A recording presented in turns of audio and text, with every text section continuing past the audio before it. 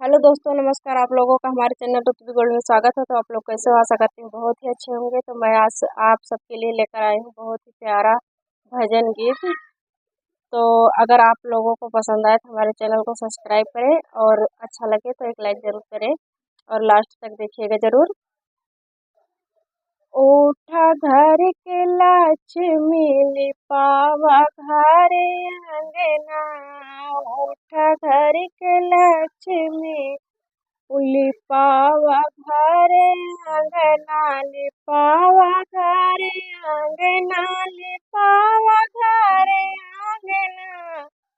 उठ घर के लक्ष्मी लिपावा घरे अंगना, उठ घर के लक्ष्मी लिपावा घरे अंगना। काहे के गोबर लायो कहवा गंगा नीरिया, कहवा जल नीरिया, कहवा के कूड़ा पड़ल बाटे मोरे अंगना, कहवा के कूड़ा पड़ल बाटे मोरे अंगना।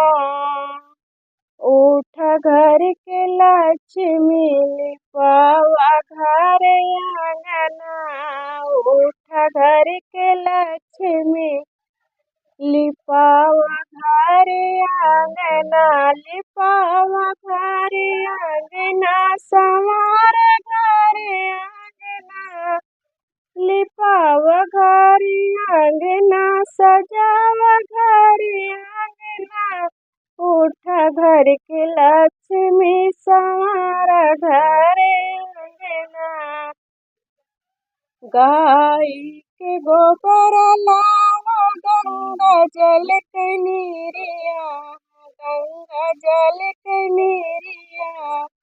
गाय के गोबर लावा गंगा जल के नीरिया, गंगा जल के नीरिया।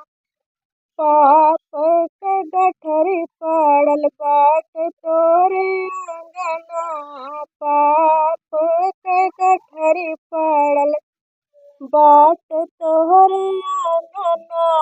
उठ घर के लक्ष्मी संवार घरे अंगना, उठ घर के लक्ष्मी लिपावा घरे अंगना, लिपावा घरे अंगना, लिपावा घरे अंगना।